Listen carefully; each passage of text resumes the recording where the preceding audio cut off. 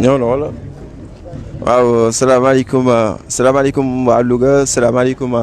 waa Sénégal salaamaaleykum waa diaspora bi donc ñoo ngi fii nii si diwaanu Sokone donc le ministre de l'industrie et des petites et moyennes industries monsieur Moustapha Diop ñëw fii en tout cas pour dans le cadre de sa tournée bi nga xam ne moo ngi koy def si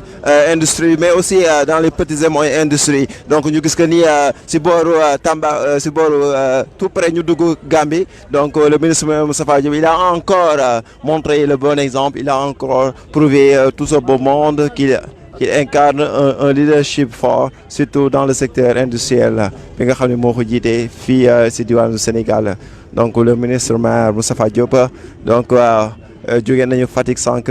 jóge nañu Fatick sànq si ay usines yi nga xam ni ñoo ngi foofu noonu di defar ay xorom donc cette fois-ci daw nañu jóge Kaolack donc ñëw fii si diwaanu Sokone ànd ak le ministre maire Moustapha Diop bi nga xam ni mu jiite le secteur industriel fii si diwaanu Sénégal di ko propulser di ko booster avec toujours des résultats probants donc le ministre maire Moustapha Diop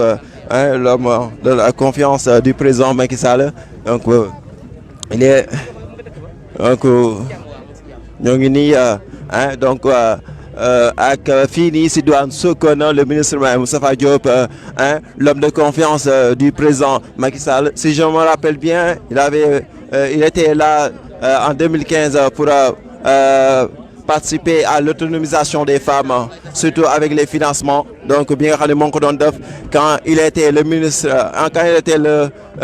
délégué de la microfinance le ministre Moustapha Diop donc ñoo ngi koy seen nii donc ànd ak moom voilà moo ngi nii il a bravé la faim il a bravé la distance pour venir jusqu'à Sokone pour porter à ces populations le message du président Macky Sall mais aussi de participer activement à l'autonomisation des femmes qui est devenue maintenant une réalité avec le ministre Moustapha Diop donc ñoo ngi ko gis nii donc mu ànd ak avec la population de cette cité ànd ak aussi les autorités administratives locales yi nga xam ne ñoo ngi fii nii madame donc le ministre Moustapha Diop moo ngi bëgg a dugg si moom fu ñu dem ñu dalal ko parce que doomu Sénégal la doomu réew bi la doomu askan bi la doomu dëkk bi la donc le ministre Moustapha Diop donc ñu gis que ni kay ne le président Macky Sall donc dugg donc gis nga le ministre Moustapha Diop donc ñoo ngi fii nii si diwaanu Sokone ànd ak moom le président nga xam ni en tout cas taxawaayam ak gis-gisam si réew mi donc nga gis ne waa Sokone donc safoo le ministre Moustapha Diop donc fu mu dem ñu safoo ko fu mu dem ñu ànd ak moom fu mu dem waa dëkk bi tertu ko sànq Fatick nee naa toj na ko yëngal na ko gisam ñëw na fii Sokone fii tout est tey nga ñu dugg biir Gambie si Gambie Adama Barrow cela veut dire que le ministre Moustapha Diop est un ministre qui est devenu maintenant national parce que aussi c'est un travailleur parce que aussi day liggéeyal le président Macky Sall te Macky Sall juumul Macky Sall gis-gisam mooy def Sénégal réewu émergence donc gis nañu ko ni le ministre Moustapha Diop moo ngi dugg si borom yar gi borom teggin gi borom yar gi borom teggin gi le ministre Moustapha Diop gaynde le président Macky Sall gaynde président Macky Sall gaynde président Macky Sall gaynde président Macky Sall gaynde président Macky Sall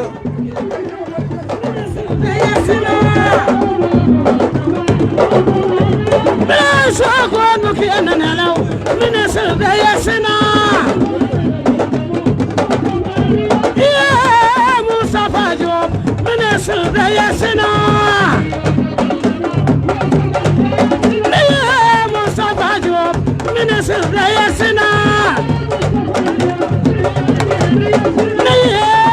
Moustapha Fatick de Yessina Moustapha Fatick de Yessina Moustapha Diop gogo yambar jangi Yessina yambari Macky Sall Moustapha de Yessina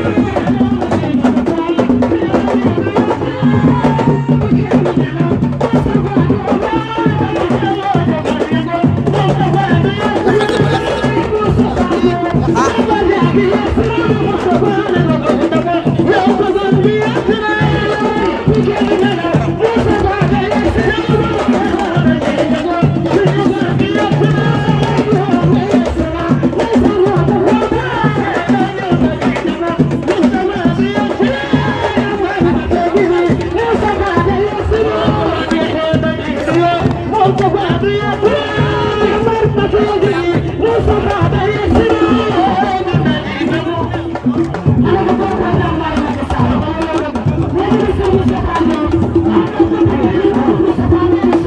Malick ma ñëw.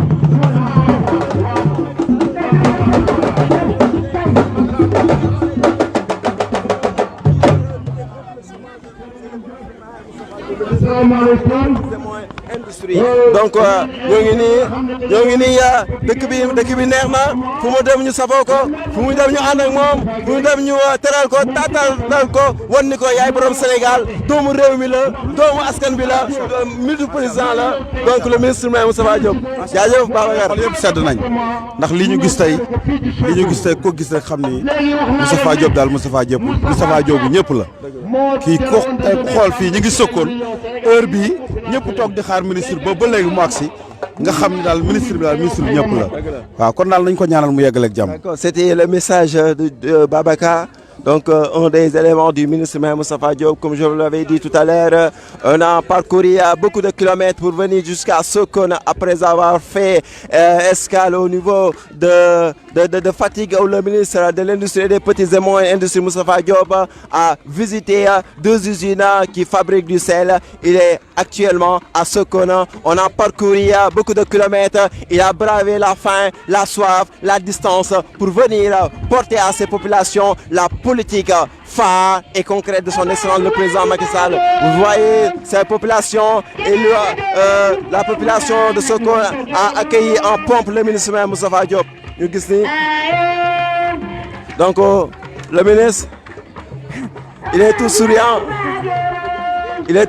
Je vois de l'autre côté monsieur Ibrahima Diop, le coordinateur de la convergence autour de Macky Sall, qui abat un travail de titan pour le ministre partout dans le Sénégal. Donc ñu gis ni en tout cas Sénégal doomu réew mi la doomu askan bi la doomu Sénégal la donc ñu gis ni en tout cas lii la waa Sokone donc madame Goumbala gis nañ ko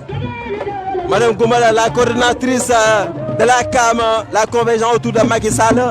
Donc madame Goumbala Ndiaye Lawbe, celle qui a accueilli le ministre Moustapha Diop à Fatick avec ses femmes, ses responsables pour prouver que le ministre Moustapha Diop est un fils de Fatick. Voilà, gis nga yëngatu bi waa Junjung yi gis nga sànq dem nañ si Junjung yi sa Fatick sa Kaolack léegi nii ñoo ngi nii si voilà si mbiru culture. Voilà, le Sénégal est un pays de culture. On ne peut pas se développer sans la culture. Et la culture accompagne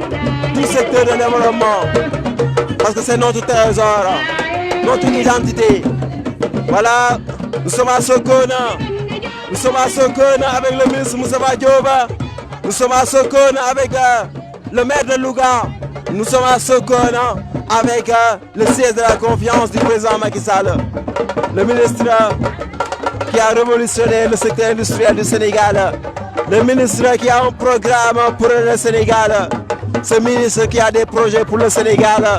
Ce ministre qui a une vision à travers les agropoles nord, les agropoles sud, les agropoles du centre. Oh, le ministre Moustapha Diop. Gis nga donc gis nañu ni donc liggéey bi set na liggéey bi neex na jugee ba Dakar ànd ak le ministre Moustapha Diop ngir en tout cas ñëw di visiter des petites et moyennes industries, de visiter aussi des secteurs phares. Donc yi nga xam ne en tout cas ça va créer une valeur ajoutée pour participer à la croissance du Sénégal. Donc ñoo ngi nii en tout cas si diwaanu Sokone le ministre donc Moustapha Gueye vive Moustapha Gueye petit Moustapha Diop le gardien de la constitution moo la yónni Moustapha yàlla nga fi yàgg ci wér lu jigéen ñi bëgg nga ko lu góor ñi bëgg nga ko lu xale yi bëgg nga ko yàlla na fi yàgg juba juboo yaay saa waay maa la xam maa si du biram si ka param tey baara woon mbaa borom ka ba lambay yàlla na fi yàgg Moustapha Gueye mii jërëjëf Gueye Ndioro Petit Gueye il a tout fait pour le Sénégal waaw mu ànd ak président Macky Sall Petit Gueye jërëjëf Petit Gueye jërëjëf Moustapha Diop Diop juba jërëjëf waaw li ngeen bëgg laa bëgg li ngeen wax laa wax yàgg ngeen ci dëkk bi defar leen dëkk bi Petit Gueye daa bëgg a defar dëkk bi jox leen ko mu defar dëkk bi vive Sokone vive Sokone vive Sokone vive Petit Gueye vive Sokone vive Petit Gueye jërëjëf merci. Voilà, c'était le message que voulait faire passer ce vieux qui habite ici à Sokone.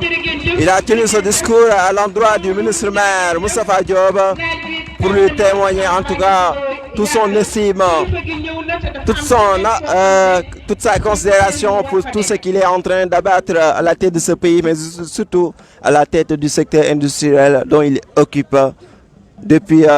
quelques années, où il est en train de faire des résultats probants pour le Sénégal. Donc nous voici à Sokone aujourd'hui avec le ministre-maire Moustapha Diop. donc leen ndax kilifa yi dañu yàkkamti dañu am yeneen i itte te comme egsi na ñu war koo dalal war koo déglu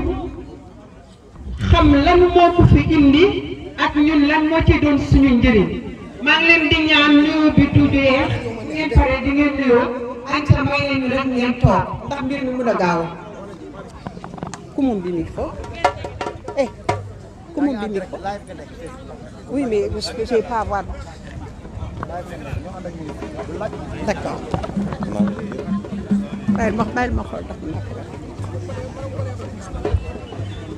may leen ñu rek jërë ngeen jëf kenn ku nekk ñu ngi lay gërëm di la sant ñu ngi gërëm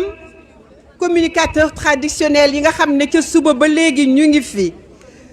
muy suñuy artistes locaux yi nga xam ne ñëw dëkk Sokone ñi jógee Passy ak ñi nga xam ne tey ci seen gox la ñu nekk muy borom gamba yi toog ci sama càmmoñ di waa Mbulum ndax quartier bii wax dëgg yàlla bii Sokone la waaye ñi ci dëkk ñëpp waa Mbulum lañ maa ngi leen di doxal nag liste bi nga xam ne ñoo war a jël parole dinaa ko wax ci wolof wax ko ci français ngeen xam ne nit ñi wax dëgg yàlla bëgg nañu saafanteeg yéen waaye itte yi moo bari donc ñu war koo mun a gàttal maire Mamadou Moustapha Gueye mi nga xam ne mooy maire commune bi mooy dalal tey suñu gan ñu tedd yi fi nekk mooy jël parole dalal dëkk yi dëkkaan yi ak gox yi waa ñoom batoog ñëpp ak kilifa yi fi toog le doyen des maires muy le maire Abdoulaye Ndiaye moom mooy jël parole ci turu maire yi nga xam ne ñoo nekk ci département bi mooy suñu mag jiituñu ci mbir mi te wax dëgg yàlla teete ñu kenn ku ci nekk mu wan la fan ngay teg sa tànk ñu ngi koy jaajëfal ci loolu président du conseil départemental ki nga xam ne nag mooy bàyyi gox yëpp moom itam Alaaji Moustapha Mbaye dina jël parole wax ñu teg ci nag son excellence ambassadeur bi nga xam ne réewum Belgique la jóge ñu accrédité ko fii ci Sénégal moom dinañ ko jox parole bu ñu paree ci loolu nag ministre bi nga xam ne moo waral mbaboor mi yëpp moo waral man tam monsieur le maire ma delluwaat ci sama premier métier parce que je suis journaliste venant de la RTS ma nekk fi maître de cérémonie rien que pour vos grâces merci beaucoup. Alors, nous allons procéder comme suite, Madame, Messieurs les invités, chères personnalités, chacun a son rang, grade et qualité. Monsieur le maire Mamadou Moustapha Gueye sera là pour le mot de bienvenue de la séance. Le doyen des maires, Abdoulaye Ndiaye, suivra et parlera au nom de tous les maires. Ensuite, le président du conseil départemental, Moustapha Mbaye, président, vous aurez la parole. Suivra l'ambassadeur de Belgique et le ministre pour qui toute cette assemblée s'est réunie. Je vous remercie et bon après-midi et bonne fête parce qu'aujourd'hui c'est une fête.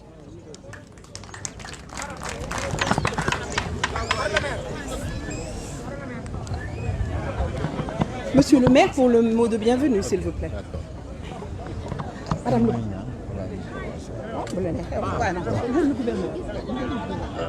a'uuzu billahi mina sheytaani rajim damay ñaan imam ku représenté imam mu defal ñu ñaan balaa ñuy commencer voilà kaay defal ñu ñaan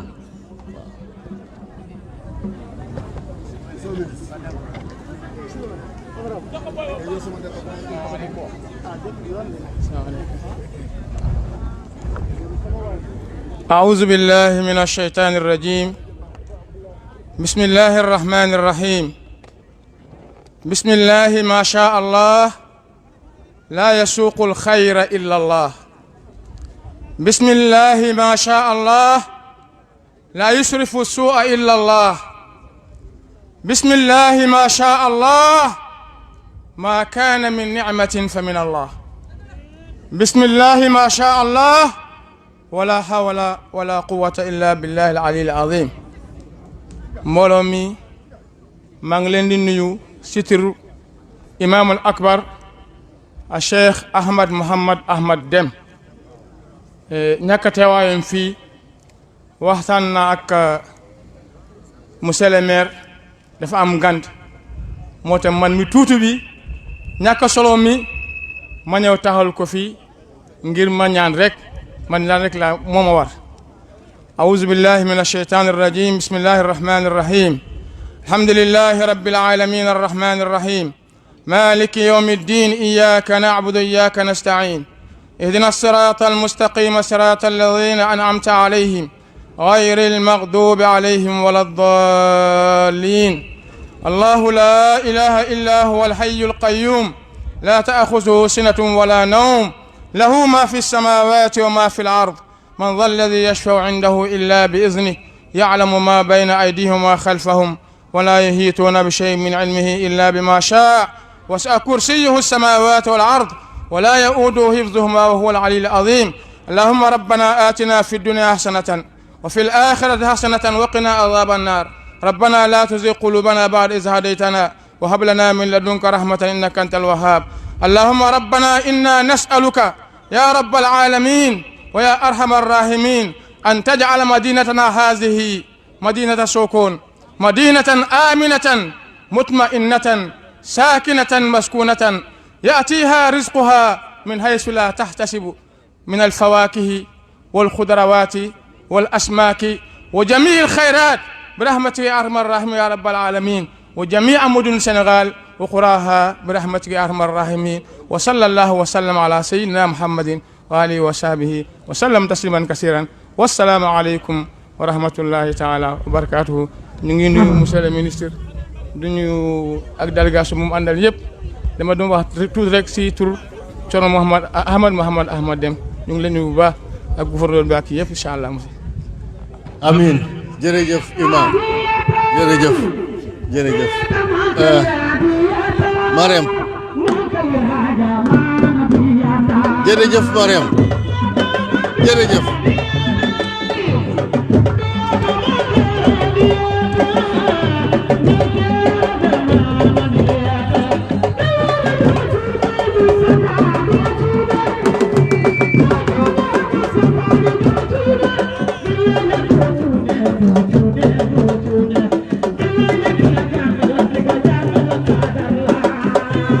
merci Mariam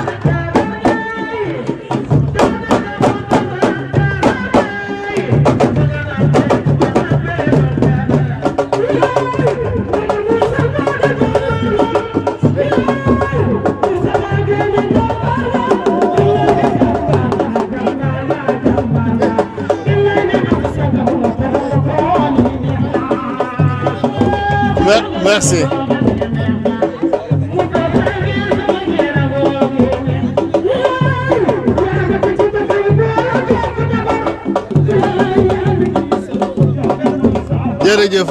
jërëjëf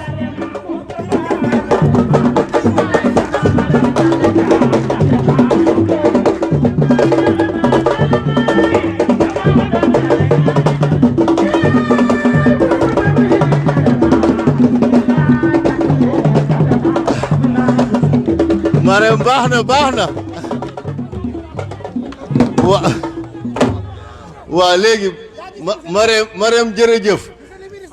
léegi damay ñaan xaar leen ba ministre di waaj a jëlaat parole ngeen jiin ko ñu mu xam ne yegsi na Sokone dëkk cosaan Saalum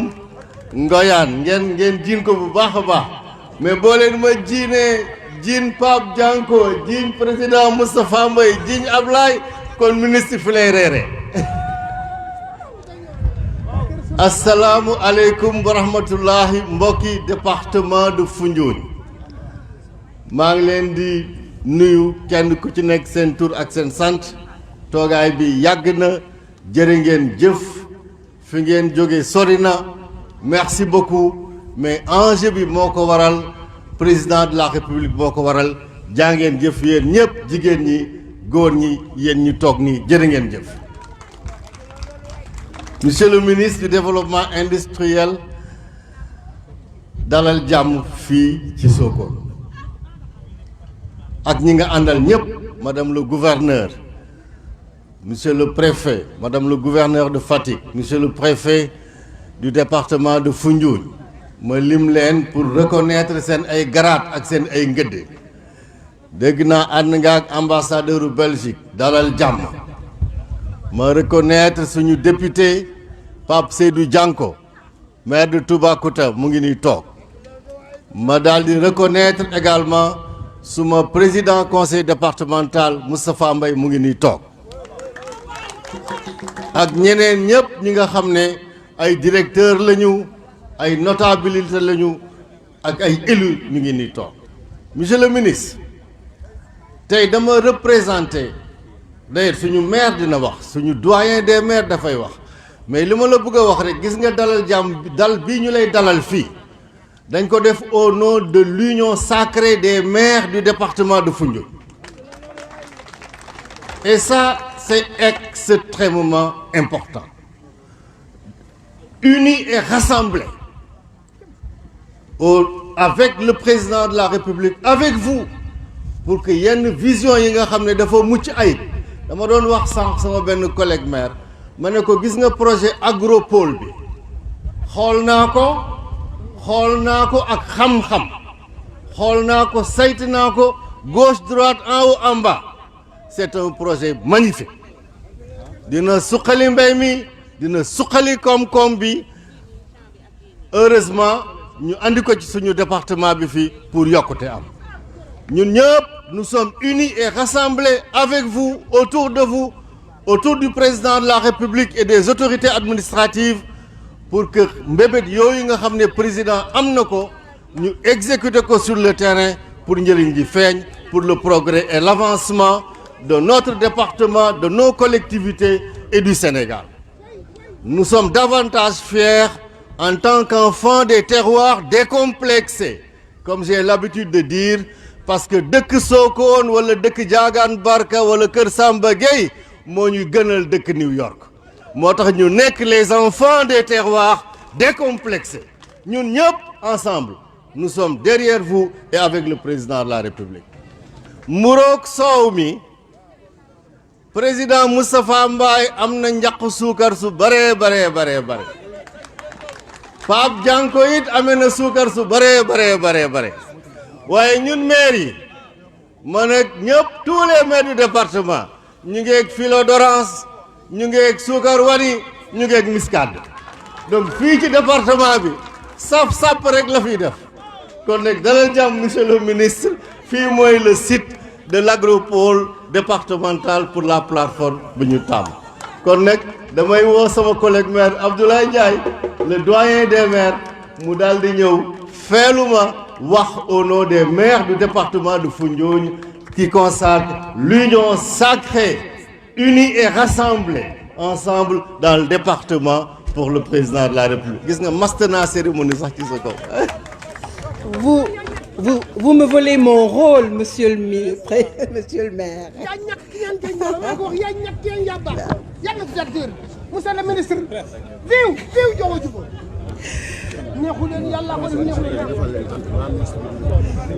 Monsieur le doyen des maires, Abdoulaye Ndiaye, prend la parole. Voilà. أعوذ بالله من الشيطان الرجيم بسم الله الرحمن الرحيم. Monsieur le ministre, ñun dañuy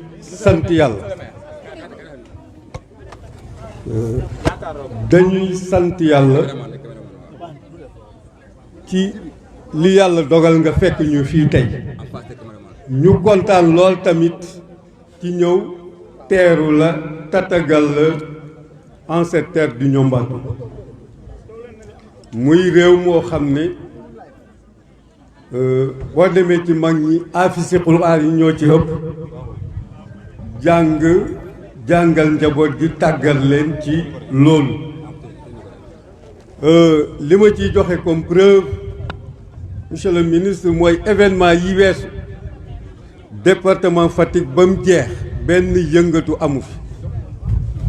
te loolu dañ koy santé cette jeunesse parce que ci loolu lañ leen yar ci lañ leen tàggat monsieur le ministre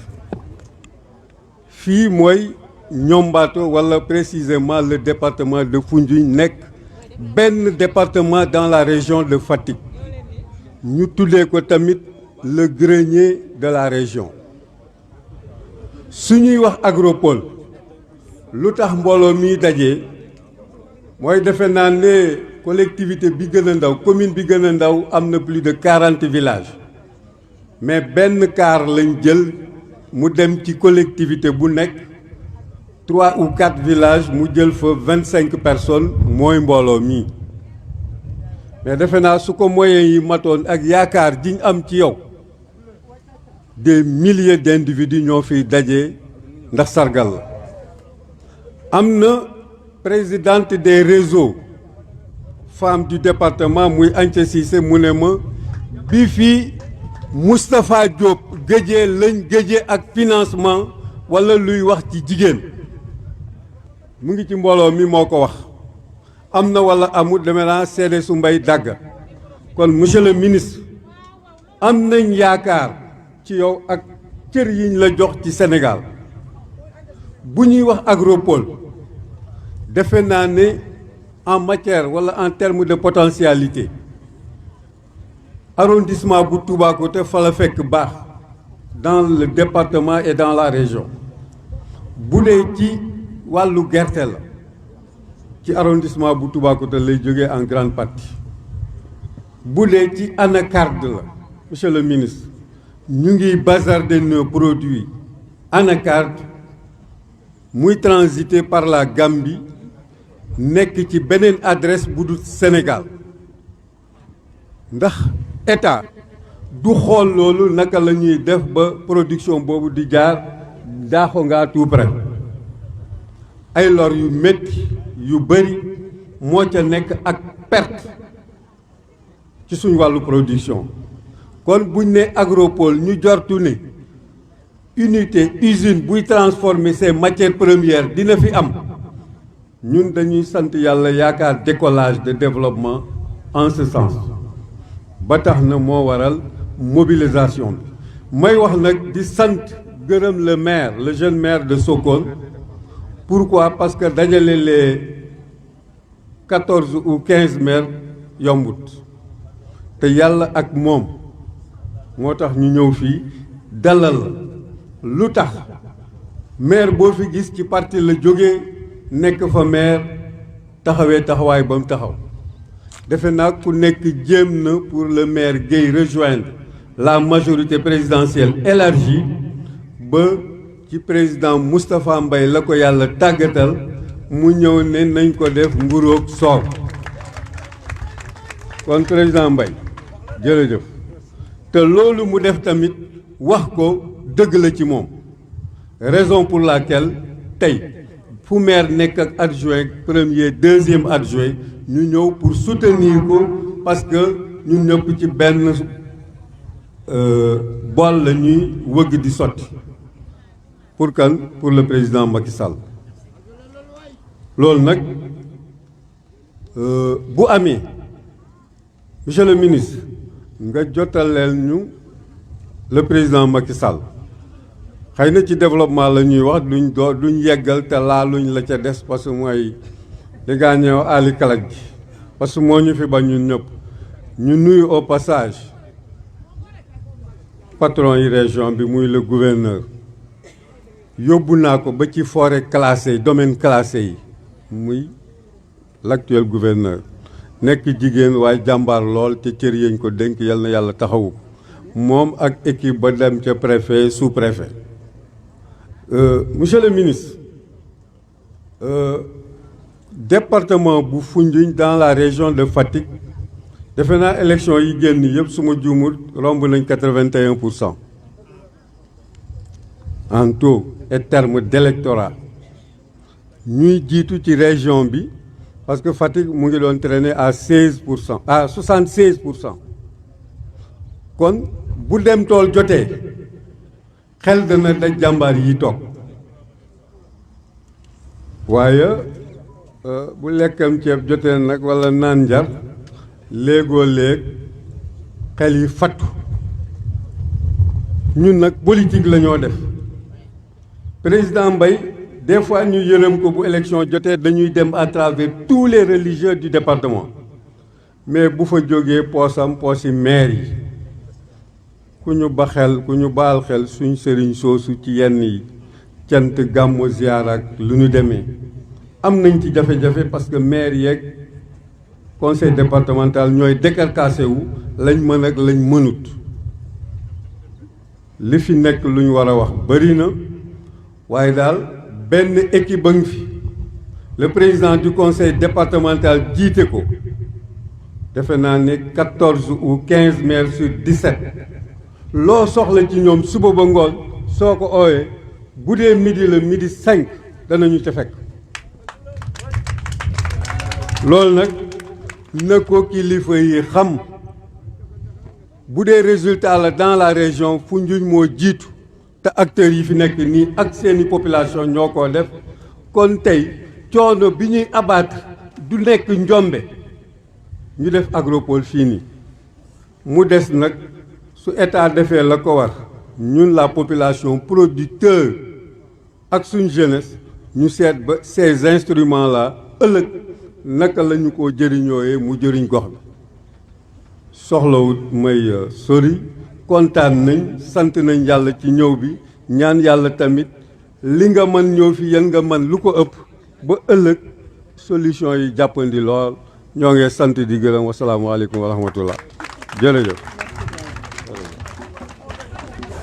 Merci doyen Abdoulaye Ndiaye le doyen des maires waaye ñun fii ci département bi dañu am kuddu ku am kuddu nag du lakk ñun suñu kuddu mooy Pape Seydou Dianko le lion du Niombato moo fi taxawal ñëpp taxawal ñu fi ñun apéristes yi taxawal ñu fi maire yi taxawal ñu fi la mouvance élargie taxawal fi képp koo xam ne citoyen la ndax ñun bu ñu yeboo ne gàcce ngaalaama ñun nguur gi lu ñu séddale sédduñu ci kenn fàttewuñu kon nag taxawaay bii ñu taxaw tey won ko le ministre Moustapha Diop mooy wane ne ñun kontaan nañ ci nguur gi kontaan nañ ci président de la République kontaan nañ ci équipe am kontaan ci ñëpp ñoo xam ne fu ñu toll en leur grade et qualité ñoo leen koy jàppale le lion du Niombato vous avez la parole.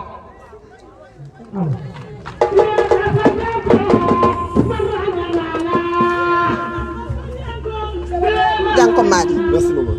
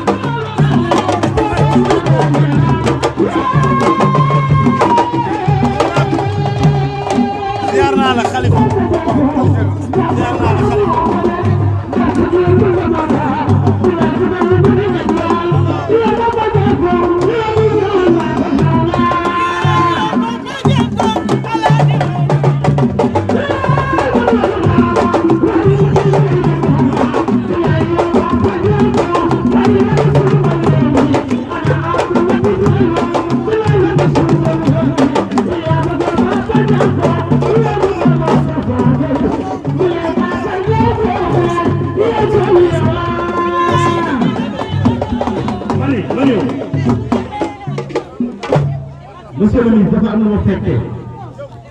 ci diggante kii taxaw ak président de la République xanaa xamoo ne bàyyi président affecté nañ ko fii nii Amadou Sall affecté nañ ko fii nii ji président xaritam yi ëpp Sénégal fii nii ji ne ak kii xam ne may wax li tax ma gis ko jóg taxan du ma tax a jóg moom xam na ko damaa xam digganteem ak président àjjuma la ak samedi des boobu ñu ko jàppale nag ci sincérité dajul ma kii nga jox ko 10 000 bëgg ko lool xam ko dajul nga jox ko 10 000 dajul di jàppale askan bii mu nekk monsieur le député damaa xam sa diggante ak président xam nga ci dara. merci xale doxal auzu billaahi mina seytaani rajiim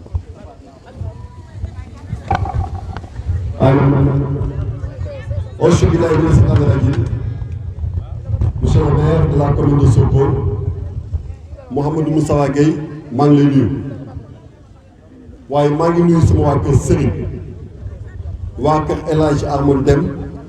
di nuyu sama baay El Hadj Omar Deme bi nga xam ne mooy sunu xalif général monsieur le gouverneur de la région maa ngi lay nuyu di nuyu préfet département di nuyu tamit président conseil départemental di nuyu nag maire département bi yëpp ñoo toog fii mais monsieur le ministre Moustapha Diop maa ngi lay nuyu di la souhaiter la bienvenue di la jottali nuyoo sunu mag sunu nijaay le secrétaire général du gouvernement muy Abdou Latif Coulibaly tey moo fi waroon toog ak yow partagé ak yow ak jotaay bii mais xëy na wéram moo ko may woon mais démb la jógee Dakar ñëw partagé ak yow cérémonie bi kon maa ngi nuyu département de Foundiougne yëpp Moustapha damay seedeel sama département tey ne dama fier ci yow daaw nga def Sédhiou Ziguinchor Kolda nga ñëw assemblée nationale ma songu la ne la Moustapha maa ngi la gis li ngay def Sénégal waaye ñëw goo sama département nga ne ma ren incha allahu danaa ñëw sa département te li nga waxoon def nga ko kon dama lay sant di la gërëm dama ne son excellence Macky Sall dafa soxla ngeen wàcc ci département bi wax ak askan bi jëriñ askan bi parce que budget assemblée nationale budget de 4 995 milliards mënuñ ko am tey fi nekk nii ngeen biyee ko ci bureau yi wàcc leen ngeen exécuter li président santaane développement mun a am ndaw yi am xëy emploi mun a am kuy wax emploi da ngay créer usine créer ay pôle ndax ay emploi mun a am ñëpp mënuñoo xëy ci bureau mais maa ngi lay dalal jàmm sama wax du bëri parce que sa trajet bi nga ko yëm dafa sori ñu kontaan bu baax xam respect bi nga am ci député yi ak bu jot nga am loo rafetal sa diggante ak député yi ñu lay wax tamit ne madame le gouverneur ñu ngi lay dalal jàmm fan yii rek boo gisee ma xaw a tardé dama xaw a sonn tuuti ñaari semaine ñetti ministre département la recevoir tey ñu am tey ku mel ni le secrétaire général du gouvernement muy Abdou Latif Coulibaly nekk ci président Macky Sall di ko jàppale bu baax ñun ñu takku takk suñu digg ànd ak moom ci département bi dama ne monsieur le Moustapha monsieur le ministre maa ngi lay wax ne neel Macky Sall mu compté département bii demoo ko moom département bii après lay sant dama ne lu fu waay bax dañ ko yeex ragaluñ opposant ragaluñ affronté ragaluñ face à face je vous remercie.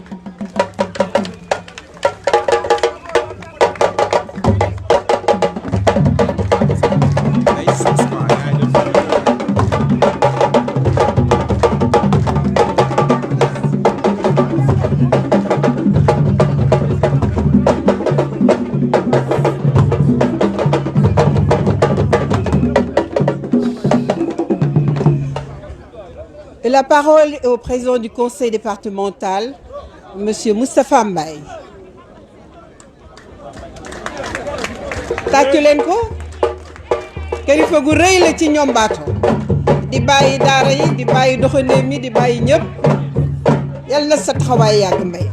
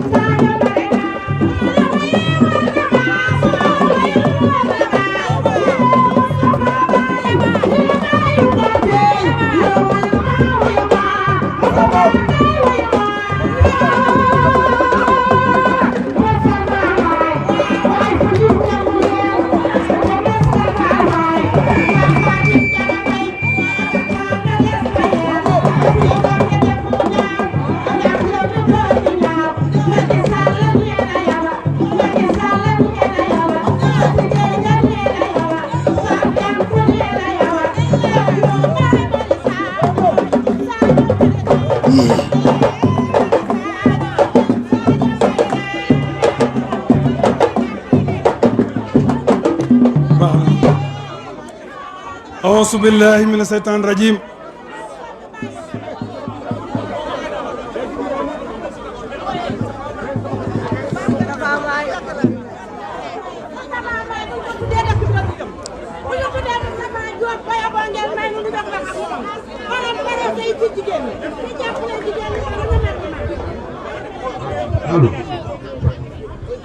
أعوذ بالله من الشيطان الرجيم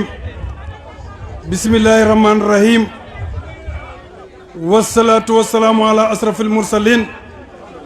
سيدنا ونبينا ومولانا محمد رسول الله صلى الله عليه وسلم. Monsieur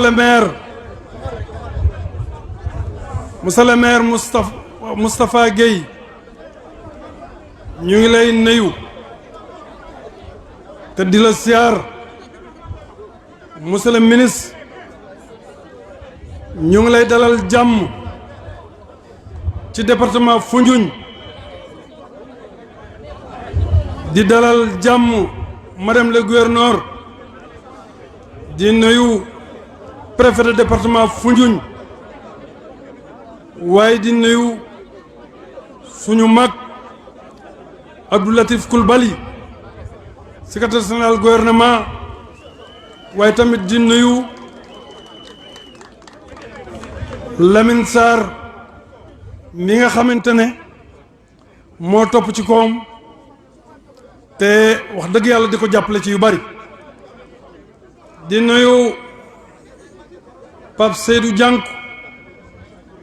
waaye tamit di nuyu maire yi fi dajee yépp su ma leen naree lim yaakaar naa ne dinaa jël temps bi yépp kon Abdoulaye Ndiaye ñu ngi lay jox nuyoo bi nga jàllale ñu ko ci Mo Touré jàllale ñu ko ci maire yépp waaye di nuyu suma vice président Débé Dem waaye tamit di nuyu Anta Cissé ak jigéen ñi mu àndal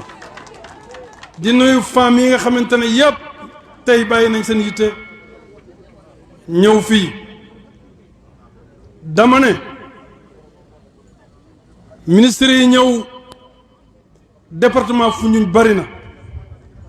waaye li Moustapha Diop am tey benn ministre amu ko fi nañ ko waxtu dee ñëw lu war a mat fukki maire ak ñeent ñëw teere si ko ànd ak seen adjoint président conseil département ànd ak ay vice président femmes yi ànd ak seen adjoint ñu ñëw lii monsieur le ministre yaa ko am te keneen du ko fi am dafa am nag lu ko waral dañoo am gan te ku am gan danga ko ganale Moustapha Gueye dafa nekk jàmbar ju am solo ci suñu département te ñun ku ñu xam ku ne xam ne président Macky Sall la ñuy noye mu ñëw ànd si ak ñun bi mu ñëwee ànd si ak ñun bii mooy première cérémonie bu mu am ñu ne lim ñu lebal nañ ko ko fay bu mu ñu gën a gore bu kenn des tey na ñëpp ñëw ànd teeral su ko loolu moo waral li beneen bi ci des Moustapha Diop sa jëf daf la fi jiitu parce que jigéen ñi financé nga leen financé waat leen financé waat leen kon tey su fekkente ne changé nga poste war nañu pour tabaxal ñu benn usine ñun dañuy kontaan xam ne ku bàyyi xel département Foundiougne nga voilà soxna si ne ne ay usine la ñuy defaral dañu ko soxla te dañ ci toll ndax su président de la république waxee ne ñun ñëpp nañ jóg ci xëyu ndaw yi jàppale ko ci yow nga ñëw di ñu tabaxal ay usine kon ñun suñuy ndaw yaakaar naa ne jóg nga pour jàppale ñun département Foundiougne waaye nag ñun yaacaaru luñ di xaar état keroog bi ñu déggee ne président de la république jóg na pour jàppale ndaw yi man maa njëkk a génnee 20 millions ci suma conseil département suma maire yi ma ànd ak kenn ku nekk génnee 2 millions muy 50 millions ñu ne ñun duñ toog di xaar président muy jàppale suñu ndaw dañuy commencé bu ñëwee fekk ñu si 50 millions yi disponible na commencé nañ ko utiliser commencé nañ jàppale xale yi pour ñu am liggéey kon tey soo fi ñëwee di ñu may si doole wax dëgg yàlla duñ def lu kontaan damay wax ne département Foundiougne yaakaar nañ état mais dépendre uñ ci état dañuy góorgóorlu ñun ñu fi nag yàggul dara man ak maire Sokone ak maire Passy ñu ngi dem di négocier benn usine pour indi ko fii ci Sokone te avancé nañ ci bu baax usine bu nga xamante ne mbalit miy jógee Sokone mbalit miy jógee Passy mbalit miy jógee Foundiougne ba Toubacouta Karang fii dañ fi def benn centrale bu nga xamante ne dana traité mbalit mi te avancé nañ ci bu baax te partenaire boobu conseil département moo ko am présenté ko ay maire am kon ñun mënuñ ngurut dalal la ci jàmm fas yéene lii nga fiy def ñu jàppale la ci jàppale la mooy sàmm ko jàppale la mooy fexe ba askan wi gis seen bopp te loolu insha allah danañu ko def jamono jii nag ñu toll mënuñu gis ku mel ni Moustapha Diop ñu xam ko ni mu xariteeg diggante mook président de la république xam seen xarit xam seen ànd xam jege gi mu jege président te duñ la jox suñ yóbbante bi mooy dañoo bëgg mu jàpp lañu ci électrification rurale c'est vrai que directeur général Senelec PIDC ñu ngi ci def seen kéemtalaay kattan waaye dañoo toll période bu nga xamante ne période campagne la su fekkoon ne dëkk yi benn ci amul courant ni kon mairie duñu am problème mais suñu ñëwee ci sa commune am 15 villages yu nga xam ne am na courant am 10 villages yu nga xam ne amul courant loolu boo fa buggee dugg de campagne ay histoire nga fay jëlee kon monsieur le ministre ñu ngi lay yóbbante ci président nga ne ko mu dimbale ñu suñu dimbalewut campagne bi dana jafe ci ñun loolu la amoon ci lu may wax maa ngi sant ñëpp di gërëm ñëpp asalaamaaleykum wa rahmatullah. Merci, Président. À présent, nous allons donner la parole à son Excellence, l'ambassadeur de Belgique. Excellence, vous avez la parole.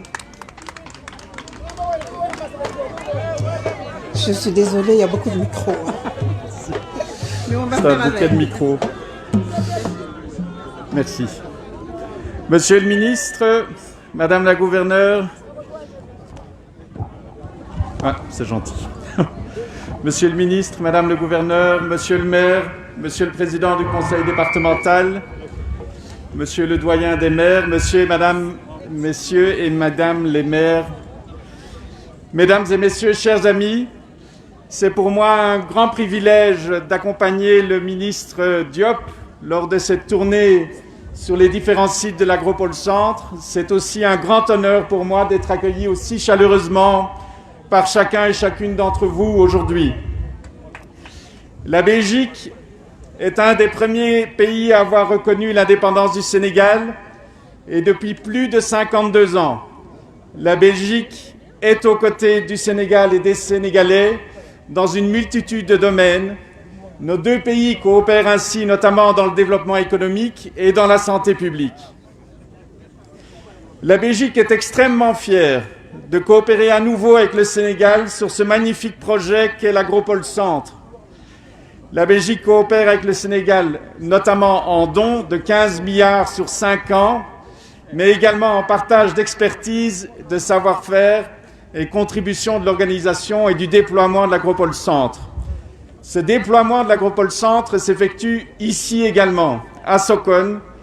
et je suis particulièrement ravi de venir faire connaissance avec ce site, avec votre municipalité et avec ses habitants.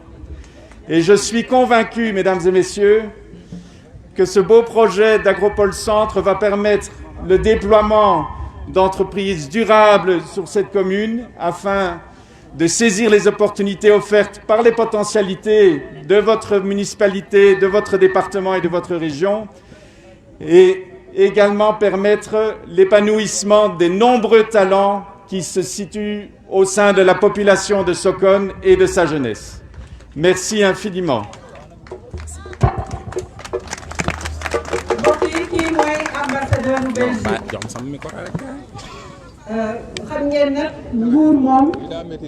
dooleem ak yaatalam mooy muy am ku koy jàppale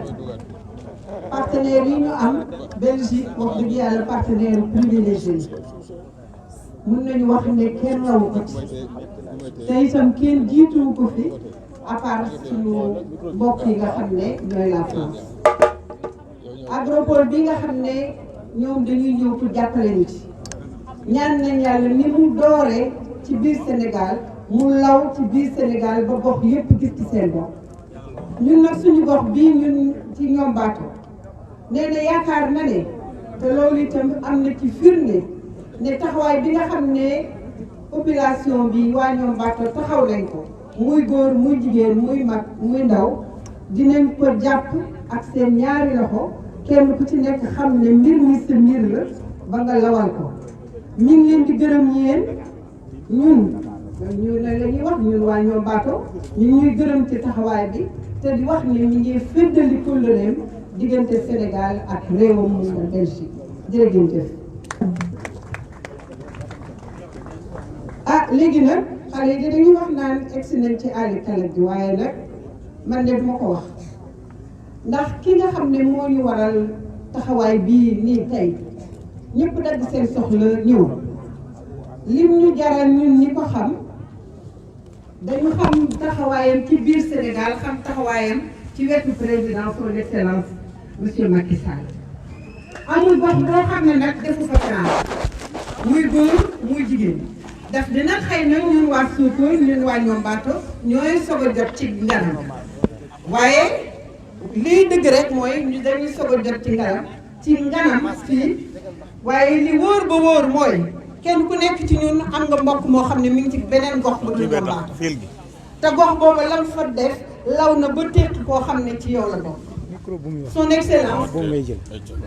Monsieur Moustapha Diop, Sokone vous souhaite la bienvenue et nous n'attendons que vos paroles. waaw dama wax ne monsieur le ministre naaj na madame le gouverneur de Balou mais ñun amuñ ci dara bu lii déplacement ak dérangement lañ def te kii dafa am lu mu liggéey ci Sénégal xaw ma kan moo xamul Moustapha Diop waaye jigéeni Sénégal xam nañ ko foofu la njëkk a jaar financé jigéen ñi traduire la vision du président en acte concret ba pare jël kenn ci ñun coifat di ko teral def ko léppam mooy Ndiaye moom boo teralee Ndiaye moom teral nañu ñun ñëpp Moustapha yaa bëgg président Moustapha yaa xam ni président bëgg Moustapha yaa teral ay ñooñu président yàlla yàlla bëgg sax allo yaa ñu miina la xaaliso allo allo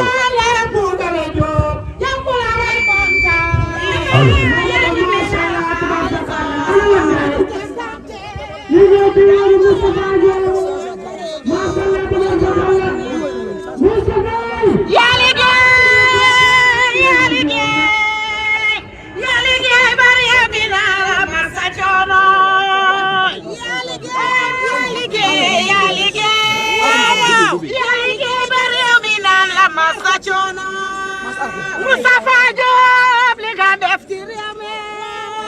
yaa liggéey ba réew mi naa la masa coono yaa liggéey yaa liggéey ba réew mi naa la masa coono yaa financé jigéen ñi ñëpp a kontaan yaa financé njaboot gi ñëpp a kontaan Moustapha jamono ñaar salminima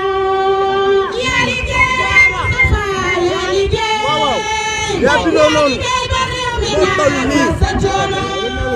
Moustapha Diop li nga def ci réew mi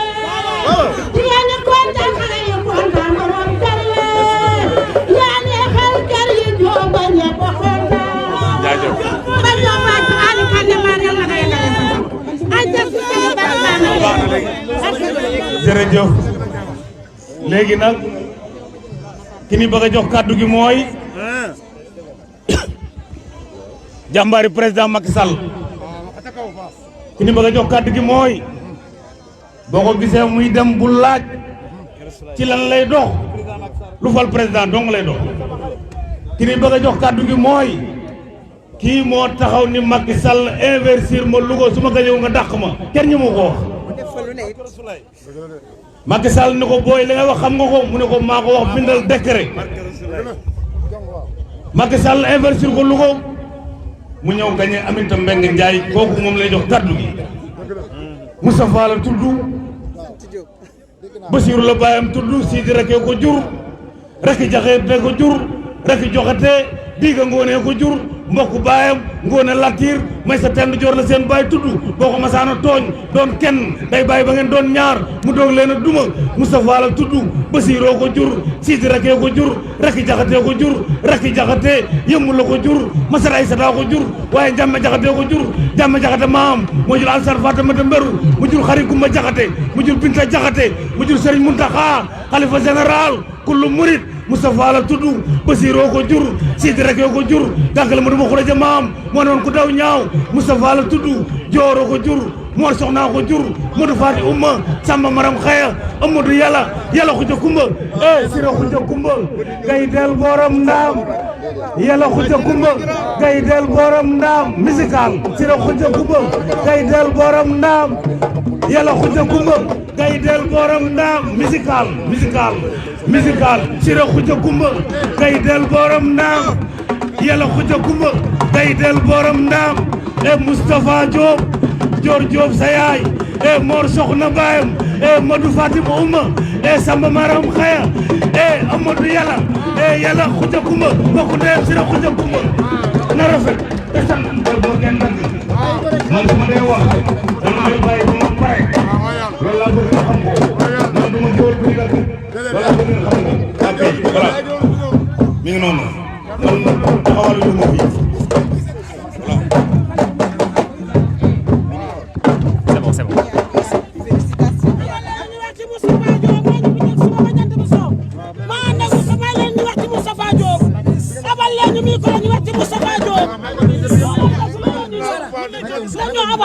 soo ko lañ toog di ko tepp abal ñu micro bi dañu bàyyi ñu wax loolu mooy wax jëwal yi ñooy neexal yoon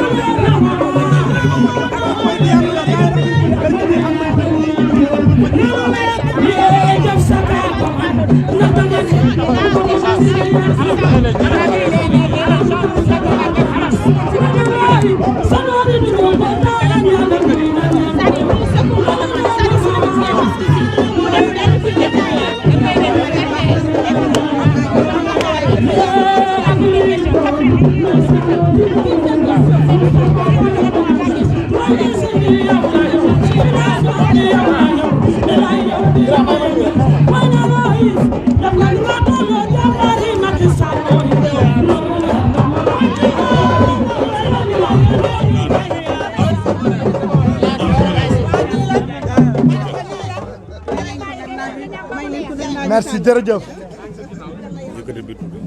jërëjëf merci.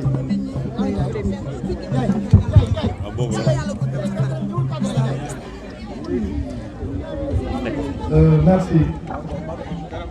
Je voudrais tout d'abord saluer toute l'assistance et me réjouir d'être là cet après-midi parmi vous. Comme vous le savez, le monde entier vit les contre-coups de la pandémie de la Covid-19, dont l'une des leçons majeures tirées de cette pandémie est qu'il faudra compter sur nous-mêmes pour nous soigner, mais également pour nourrir nos populations. Et pour cela, nous devons assurer la sécurité alimentaire des populations en produisant beaucoup plus et en transformant sur place nos produits agricoles pour créer de la valeur ajoutée, mais également de l'emploi. C'est tout le sens qu'il faudra donner aux agropoles, qui s'occupent aux agropoles, qui est un projet inscrit dans le PAP 2A, plan Sénégal émergent. Et ces agropoles sont des pôles de transformation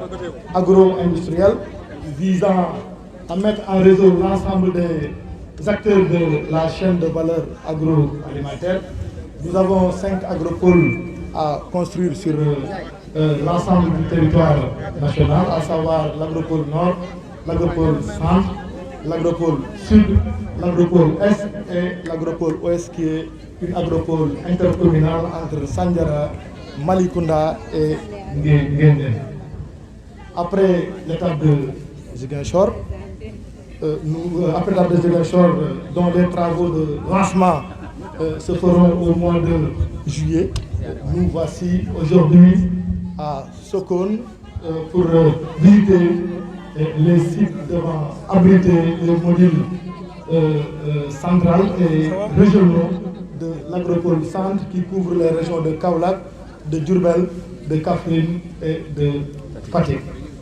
Les études de faisabilité et la structuration du projet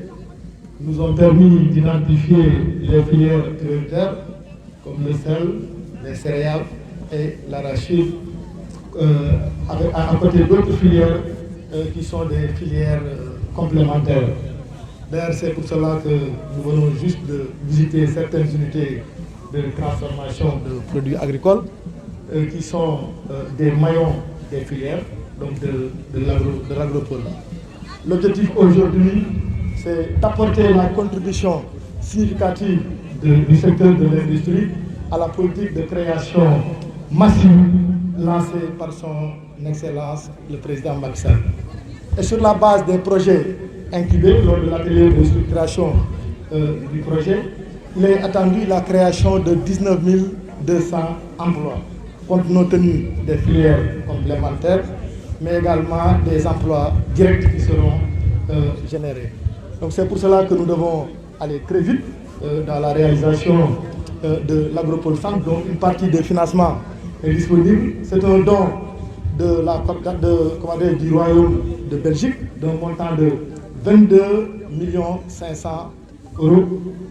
2 500 000 € et le reste de l'enveloppe sera complété par la BAD et la BID, respectivement 60 millions de dollars et 50 millions d'euros. Je salue de passage, je remercie de passage nos partenaires techniques et financiers, notamment le Royaume de Belgique, représenté par son ambassadeur, la BAD également, la Banque européenne d'investissement, l'ONUDI, mais surtout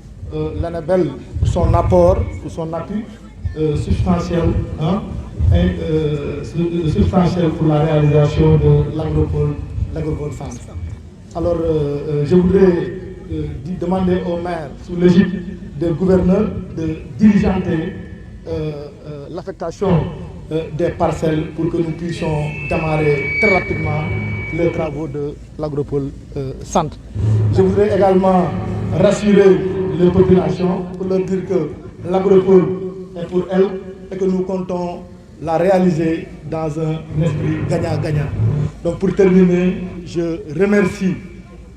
l'ensemble des autorités administratives, notamment le gouverneur, le président de conseil départemental, le maire de Sokone et l'ensemble des maires du département de Sokone, mon ami et frère également, Pape Ndianko, et les populations de Sokone pour l'accueil chaleureux qu'ils ont bien voulu me réserver, ainsi que la délégation qui m'accompagne. Pour me tënk ko tuuti rek ci wolof micro yi nag xaw naa doy waar tuuti quoi.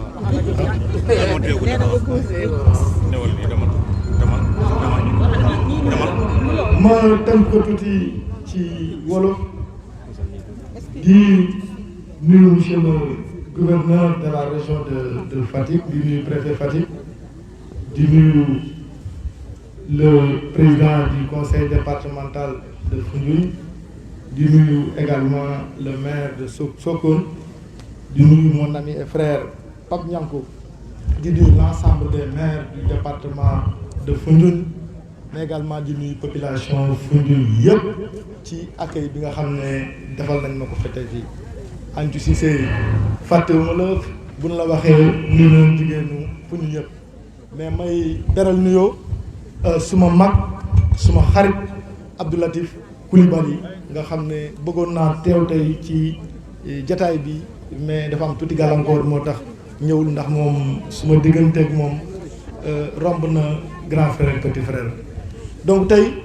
ñu ñëw fii tey ci Sokone ginnaaw bi ñu jógee Fatick ci commune bu ñuy wax Mbeleke Diaw ñu ñëw fii di visiter deuxième site bi muy surtout Sokone tey muy site Sokone muy site boo xam ne tey fi la ñu war a installer benn ci plateforme yi nga xam ne mi ngi jëm ci agropole centre. Agropole yooyu nag li ko tax a jóg ñëpp xam nañ ko, gis nañ mbas mi nga xam ne jaar na fi fan yëpp nekk fi te ñëpp tiré ci leçon yi nga xam ne tey lii tax nga mën cee mucc mooy ngay fexe di produire ay garab sa dëkk ba say population di fi mën a faju, mais également li ñuy bay ci dëkk bi ñu koy transformer ci dëkk bi di mën a créer de la valeur ajoutée et de l'emploi, su ko defee ñu mën a assurer suñu sécurité alimentaire ñu mën cee dund. Projet boobu nag muy projet agropole centre mi ngi couvrir les régions de Kaolack, de Fatick, de Kaffrine, mais également de Diourbel. Donc muy projet boo xam ne financement yi li yambani la li nga xam ne partie bi nga xam ne Royaume Belgique joxe nañ ko muy 22,5 millions disponible na, beneen partie bi nga des BAD moo ko war a complété ak Banque européenne d'investissement, benn bi toll ci 60 millions de dollars, beneen bi 50 millions d'euros. Donc actuellement lépp yambani na, donc li des rek mooy ñu lancer les marchés, mën a def pose première pierre bi pour commencer travaux yi. Doon nañu wër di xool est-ce que foncier bi sécuriser nañ ko ba pare, mais pratiquement ñaari sites yi ñu jaar yëpp am nañ délibération, le foncier est déjà sécurisé, donc liggéey bi war naa mën a ñëw commencer ba nga xam ne industrie mën a contribuer considérablement ci politique d'emploi massif boobu nga xam ne président Macky Sall jëgat na ko pour wutal ndaw ñi xëy. Donc vraiment ñu leen di sant di leen gërëm ci seen teewaay di wax le ñoo leen gën a yàkkamti fopp pour indi fi agropole bi pour Sokone ak région centre yëpp mën a soxaliku jëm kanam lépp jëm ci pour Sénégal développé. ma leen di sant leen gërëm di wax ne vraiment am naa mbégte mu rëy fii ci Foundiougne parce que mënu ma fee ñëw ci Sokone di ma Sokone mooy Foundiougne rek benn la département bi la mënu ma fee ñëw ba jóge fi te du ma wax tuuti politique te du ma wax tuuti politique ndax ñun ku ñu gis ñuy dox rek xamal na lépp lu ñuy dox pour lu jëmale président Macky Sall kanam la. ma kontaan trop ñëw fii gis ni ko maire waxee l'union sacrée des maires ñu ànd nekk benn bokk ndey bokk baay di xàcc di dóorandoo pour son excellence le président Macky Sall. te jàpp naa ne képp koo xam ne bëgg ngaa jàppale président Macky Sall lii exemple la nga def ko jàppale ko te loolu rek mooy jàppale le président Macky Sall. di leen dégg naa sànq également le président du conseil départemental di jooy ay mbirum électrification rurale may wax ne rek son excellence le président Macky Sall ci loolu la nekk. am na benn programme 100 000 lampadaires solaires boo xam ne jëmewu ko fenn loolu ci zone rurale la ko jëmee ak yeneen projet d'électrification yoo xam ne ci leen ko jëmee donc dalal leen seen xel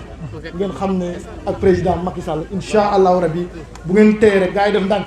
solution dina am dina jëmale réew mi fa ngeen ko bëggee muy émergence. wasalaamaaleykum wa rahmatullahi taala.